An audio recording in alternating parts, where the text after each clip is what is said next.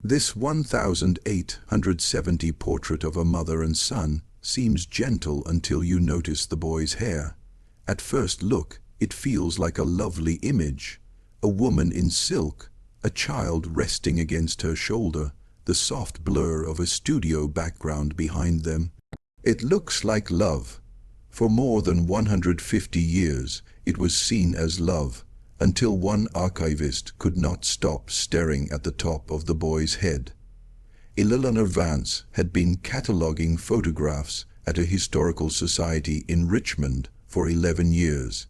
She had worked with thousands of images from the antebellum and Reconstruction eras.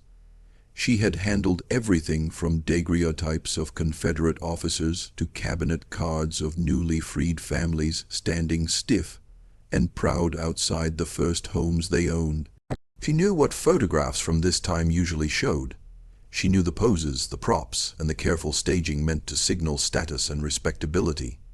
But the image she pulled from a donated estate collection in the spring of 2019 made her stop in a way nothing had for years.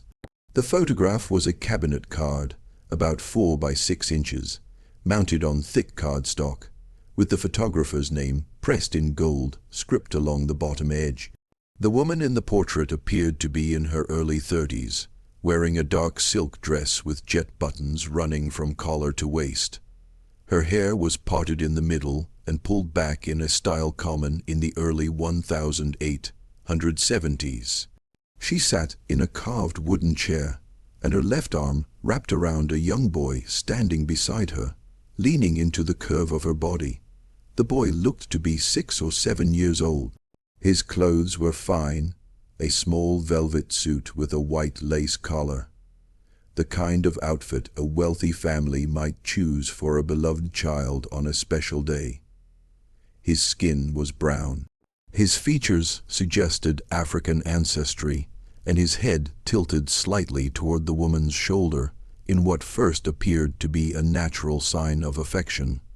Eleanor had seen images like this before.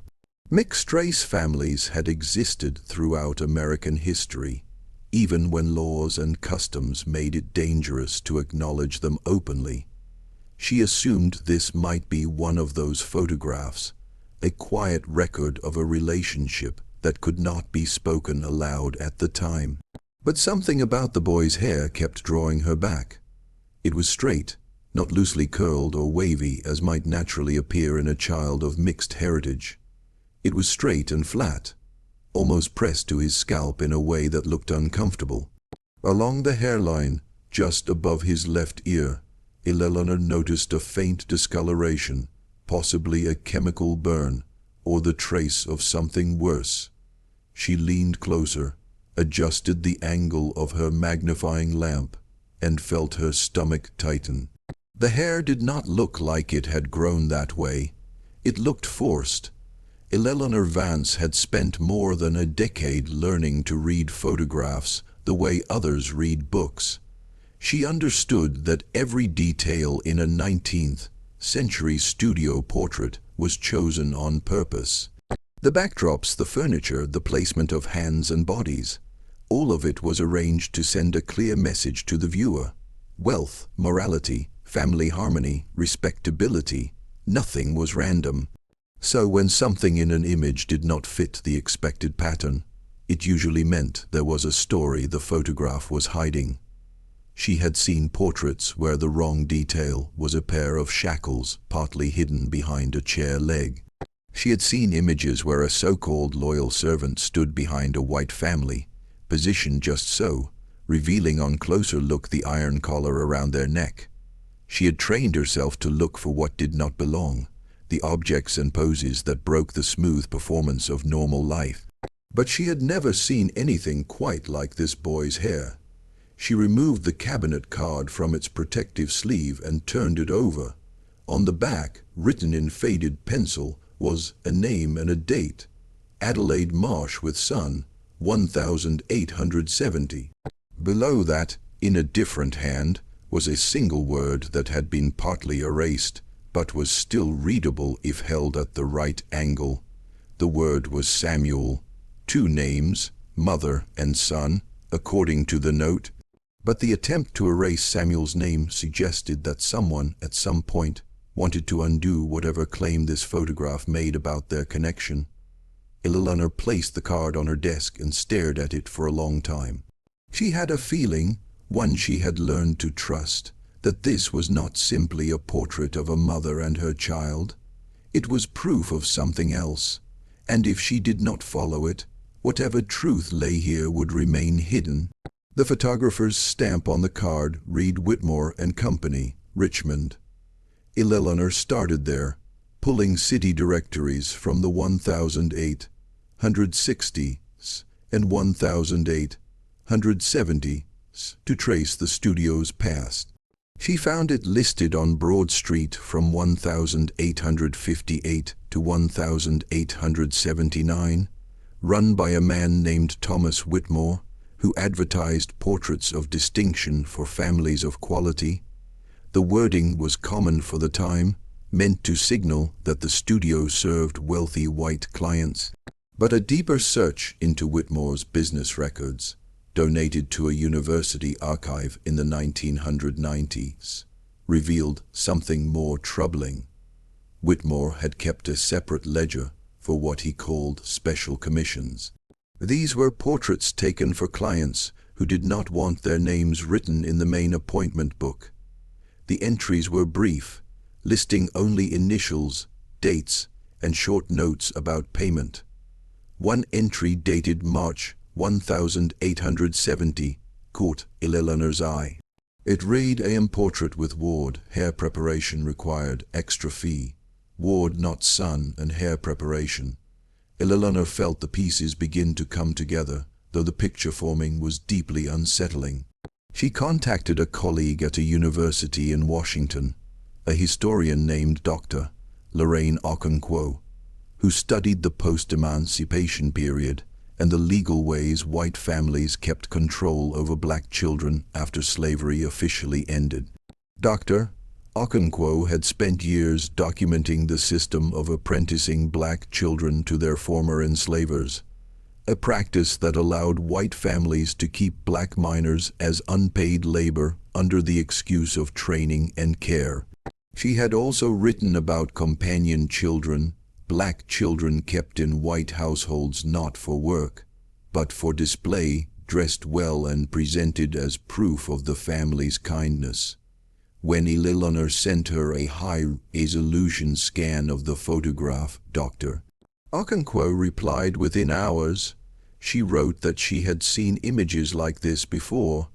The clothing, the pose, the closeness to the white woman all matched the pattern, but the hair made this case different. Most companion children were photographed with their natural hair, sometimes styled to highlight how different they were from the white family members. Straightening a black child's hair like this would have been painful and rare at the time. It suggested the family wanted to remove visible signs of his race to make him appear more like a biological child. That was not just exploitation, it was an act of erasure. Eleanor began looking for more information about Adelaide Marsh. The name appeared in Richmond city directories from 1865 to 1882, listed at a substantial address in the Churchill neighborhood. Census records from 1870 showed the household included Adelaide Marsh, aged 32, listed as head of household, her widowed mother Margaret Marsh, age 58, and one servant, a black woman named Celia, age 45. There was no child recorded in the household at all. This was not unusual for the period. Black children living in white households were often deliberately left out of official records or listed in ways that obscured their real status. But the absence of any child in a census taken the same year as the photograph raised questions. If Samuel was Adelaide's son, legally or otherwise, why was he not counted among the household members? And if he was not her son, then who exactly was he? Eleanor dug further into the Marsh family history. She discovered that Adelaide's husband, a cotton merchant named Walter Marsh, had died in 1864, during the last year of the Civil War. His will, filed with the Richmond Probate Court, made provisions for his wife, and specifically mentioned all servants and their children currently held by the estate. The Marshes had been enslavers, and according to the will, those enslaved people had not been freed upon Walter's death, but transferred to Adelaide's ownership. Among the names in an inventory attached to the will was a woman named Celia, age 39 at the time, and her daughter, name not listed, age 4. There was no mention of a son. But 4 years later, the census showed Celia still in the household at age 45, with no daughter recorded, and the photograph showed a boy of about 6 or 7, dressed in velvet, leaning into Adelaide Marsh's shoulder as if she were his mother. Elena contacted Dr. Okonkwo again with her findings. The historian's response was careful but grim. "This fits a pattern I've seen in many cases. After emancipation, some white families kept black children even when the adults in their families left or were forced out. The children were young enough to be controlled. In some cases, the white family claimed legal guardianship through the apprenticeship system. But the most troubling cases are the ones where no legal mechanism was used at all. The white family simply kept the child, sometimes claiming them as orphans, sometimes presenting them as adopted, and sometimes, as this photograph suggests, trying to pass them off as biological children. Straightening the hair would fit that last category. It was an attempt to make the child's race less visible. Dr. Okonkwo explained the broader context that allowed such arrangements. In the immediate aftermath of the Civil War, Virginia and other former Confederate states passed laws known as the Black Codes, designed to limit the freedom of newly emancipated people and push them back into labor arrangements that differed from slavery in name only. One of the most insidious provisions let courts apprentice black children to white employers, often their former enslavers, if the children were deemed orphans, abandoned, or without adequate support. The definition of adequate support was left to white judges, who often ruled that black parents struggling to survive in the post-war economy were unfit to care for their children. But even this legal framework did not account for all the children who remained in white households. Some were kept through informal arrangements, verbal agreements, or simple coercion. A black mother working as a domestic might be told that if she wanted to keep her job, her child would have to stay in the household too. The child might be presented to visitors as a ward, a companion, or sometimes, as in the Marsh photograph, as something more ambiguous. Still, the practice was common enough that it had its own language: yard children, house children, pet children. Terms that made the arrangement sound harmless while hiding its underlying violence. The hair is what makes this case particularly disturbing. Dr. Okonkwo continued in a follow-up call. Hair straightening for black people in this era was rare and painful. The most common method used lye-based compounds that could cause serious burns if left on too long. For a 6 or 7-year-old to be subjected to this repeatedly to maintain straight hair would have been genuinely traumatic. It suggests the family was not just keeping the child as a companion or servant, but actively trying to change him. They were trying to erase his identity. Elena found herself returning to the photograph again and again, studying the boy's face for signs of what he might have been feeling at that moment. His expression was hard to read. The long exposure times of the era meant subjects had to hold still for several seconds, often resulting in blank or strained looks. But there was something in the set of his mouth, a tightness that might have been discomfort or something else entirely. She wondered if his scalp was still burning from the chemicals used to flatten his hair. She wondered if he understood why he was dressed in velvet and posed beside this woman. She wondered if he remembered his mother and whether she had any choice in letting him go. The next step required a visit to Richmond, to the church where the Marsh family had been members. Eleanor made the trip in early summer, driving down from her office in the Shenandoah Valley to meet with the archivist at St. Paul's Episcopal Church, one of the oldest and wealthiest congregations in the city. The church stood prominently on Gray Street, its white steeple visible for blocks. During the Civil War, Jefferson Davis himself had worshipped there, and the pews still had small brass plaques marking the families who had purchased them generations ago. The Marsh name appeared on one of these plaques in the third row from the front. The church had kept meticulous records of births, deaths, marriages, and baptisms going back to the 18th century. These records served a dual purpose in the antebellum era. They documented the spiritual lives of white congregants, but also sometimes noted the baptisms of enslaved people owned by church members. These entries were brief and often lacked surnames, recording only a first name, the owner's name, and the date. In their way, they were property records disguised as religious documents. If Samuel had been baptized there, or if any official record of his connection to Adelaide Marsh existed, it would be in those ledgers. The archivist, a retired schoolteacher named Mrs. Dorothy Hale, was initially skeptical of Eleanor's questions. The Marsh family were generous donors of this church for generations, she said, leading Eleanor down a corridor lined with portraits of former rectors.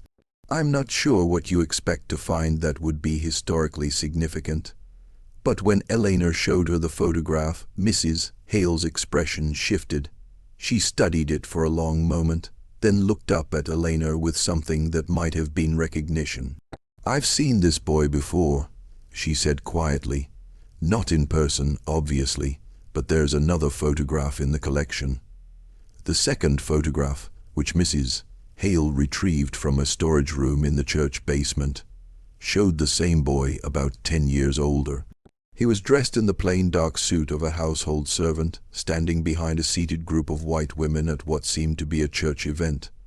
The women were smiling, fanning themselves against what must have been summer heat, their dresses light, colored, and their expressions relaxed. Behind them, Samuel stood rigidly. His hair was short now, natural, tight curls visible even in the faded image. He was not looking at the camera.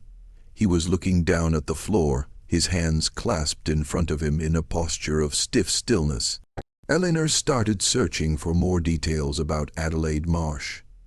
The name appeared in Richmond city directories from 1865 to 1882, listed at a large and well-known address in the Church Hill neighborhood. Census records from 1870 showed the household included Adelaide Marsh, age 32, listed as the head of the home, her widowed mother Margaret Marsh, age 58, and one servant, a black woman named Celia, age 45. No child was listed in the household at all. This was not unusual for that time. Black children living in white homes were often purposely left out of official records or listed in vague ways that hid their true position.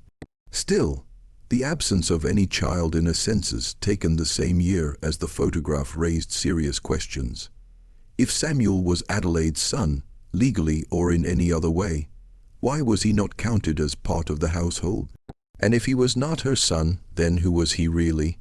Eleanor pushed deeper into the Marsh family history.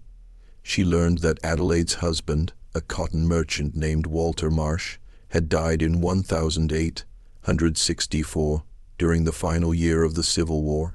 His will, filed with the Richmond probate court, made arrangements for his wife and clearly listed all servants and their children then held by the estate. The Marsh family had been enslavers, and according to the will, those enslaved people were not freed after Walter's death, but passed into Adelaide's control.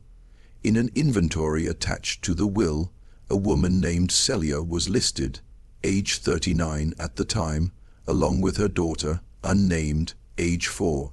There was no mention of a son. Yet 4 years later, the census still showed Celia in the household at age 45, with no daughter listed, and the photograph showed a boy around 6 or 7 years old, dressed in velvet, leaning into Adelaide Marsh's shoulder as if she were his mother. Eleanor contacted Dr. Okonkwo again and shared what she had found. The historian's reply was calm but deeply unsettling. She said this matched a pattern she had seen many times. After emancipation, some white families kept black children even after the adults in their families had left or been pushed out. The children were young enough to be controlled. In some situations, white families claimed legal guardianship through the apprenticeship system. But the most disturbing cases were those where no legal system was used at all. The white family simply kept the child. Sometimes they claimed the child was an orphan. Sometimes they said the child was adopted, and sometimes, as this photograph suggested, they tried to present the child as their own biological child. Straightening the boy's hair fit that last effort. It was a way to make his race less visible. Dr. Okonkwo then explained the larger system that allowed these situations to exist. After the Civil War, Virginia and other former Confederate states passed laws known as the Black Codes. These laws were meant to limit the freedom of newly freed people and push them back into labor arrangements that were slavery in all but name. One of the most harmful rules allowed courts to apprentice black children to white employers, often their former enslavers, if the children were judged to be orphans, abandoned, or without proper support. What counted as proper support was decided by white judges, who often ruled that black parents struggling in the broken post-war economy were unfit to raise their own children. Even so, this legal system did not explain every case. Many children stayed in white households through informal deals, spoken agreements, or simple pressure.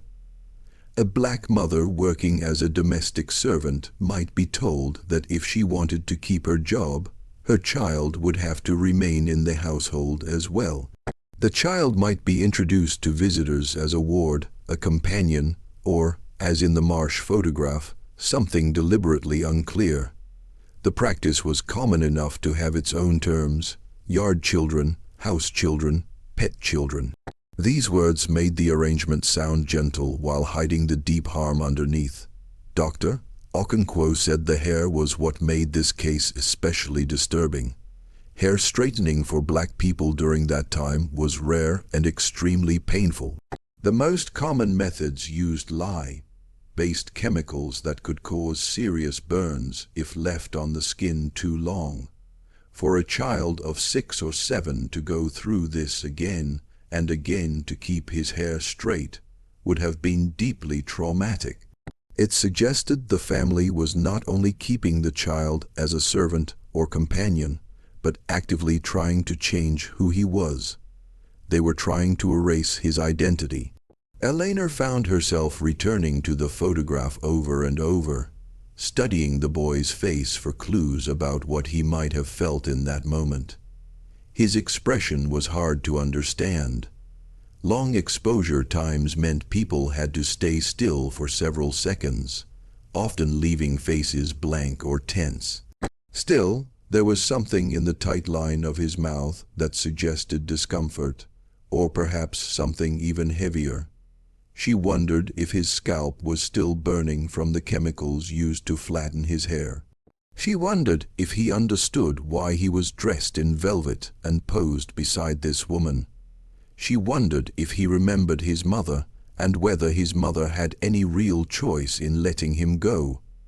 The next step required a trip to Richmond, to the church where the Marsh family had been members. Eleanor traveled there in early summer, driving from her office in the Shenandoah Valley to meet the archivist at St. Paul's Episcopal Church, one of the city's oldest and wealthiest congregations. The church stood prominently on Grace Street, its white steeple visible from far away. During the Civil War, Jefferson Davis himself had worshipped there, and the pews still carried small brass plaques showing the names of families who had purchased them generations earlier. The Marsh name appeared on one of these plaques, in the third row from the front. The church had kept detailed records of births, deaths, marriages, and baptisms reaching back to the 18th century. In the antebellum period, these records served two purposes. They recorded the spiritual lives of white members, but they also sometimes noted the baptisms of enslaved people owned by those members. These entries were usually short and often lacked last names, listing only a first name, the owner's name, and a date. In effect, they were property records disguised as religious ones.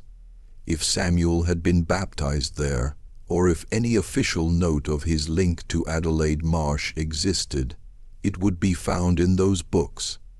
The archivist, a retired schoolteacher named Mrs. Dorothy Hale, was at first doubtful about Eleanor's questions.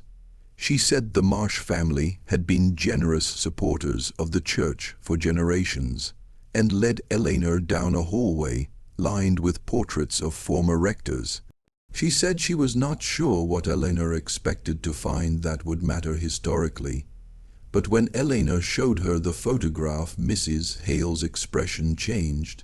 She studied it quietly for a long moment, then looked up with something close to recognition.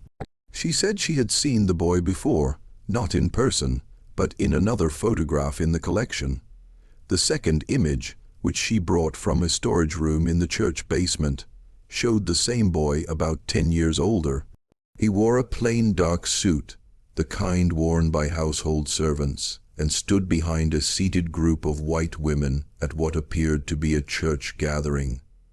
The women smiled and waved fans against the summer heat, their light dresses and relaxed faces showing comfort. Behind them, Samuel stood stiff and silent. His hair was short now, natural, with tight curls visible even in the faded photograph. He was not looking at the camera. He was looking down at the floor, his hands folded in front of him, his posture rigid and controlled. In the end, a compromise was reached. The photograph would be shown again with a new and expanded caption. This caption would clearly state that the true relationship between the two people in the image was uncertain, and would explain the practice of companion children in the post-Civil War South. A small exhibition would be built around the image, including both photographs and selected church records that documented Samuel's return to his mother. The Historical Society also agreed to search for descendants of Samuel and Celia, if any could be located, and invite them to take part in telling the full story. Finding those descendants took another 6 months. Eleanor worked closely with a genealogist named Marcus Webb, who specialized in tracing African American family histories. The work was slow and difficult, made harder by the deliberate destruction of records and the fact that black families were often separated and scattered. Webb explained that tracing a line like Samuel's meant working both backward and forward at the same time, using whatever fragments of evidence had survived. These included marriage licenses, death records, land deeds for the few families who managed to own property, school enrollment lists, church records from many congregations, and membership rolls from fraternal groups. Families often moved to follow work or escape violence, so the records were spread across many places. The search was made even more complex by the Great Migration, when millions of black Americans left the rural South for cities in the North and West during the early 20th century. People left places like Richmond in search of better pay, safer lives, and freedom from Jim Crow laws that controlled nearly every part of daily life. Their descendants could now be anywhere. Marcus Webb traced Samuel's son through census records to Baltimore in 1910, then to Philadelphia by 1920. After that, the trail became clearer. Samuel's granddaughter married a steelworker with the last name Holland. Their children stayed in Philadelphia. Eventually, Webb located a woman named Patricia Holland living in the Germantown neighborhood. She was a retired nurse. Her family Bible listed her great-great-grandmother Hannah and included a note about Hannah's husband Samuel. The entry read, "Born in bondage, taken as a child, and returned to his mother by the grace of God." Patricia Holland traveled to Richmond for the exhibition opening. She stood in front of the 1,870 photograph for a long time without speaking, her hand resting against the glass case as if she might reach through it and touch the boy inside. When she finally turned to Eleanor, tears were on her face, but she was smiling. She said her grandmother used to talk about him and called him the stolen son. She said he never spoke about those years, not to anyone, but that his mother Celia used to say the white woman dressed him like a doll and burned his hair to make him look like something he was not. The family had always thought it was just a story. They never knew there was a photograph. The exhibition ran for 4 months and attracted more visitors than any previous show at the Historical Society.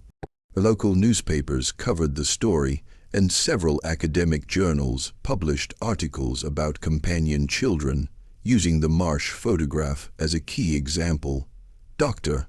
Okonkwo gave a lecture at the Society to a full auditorium.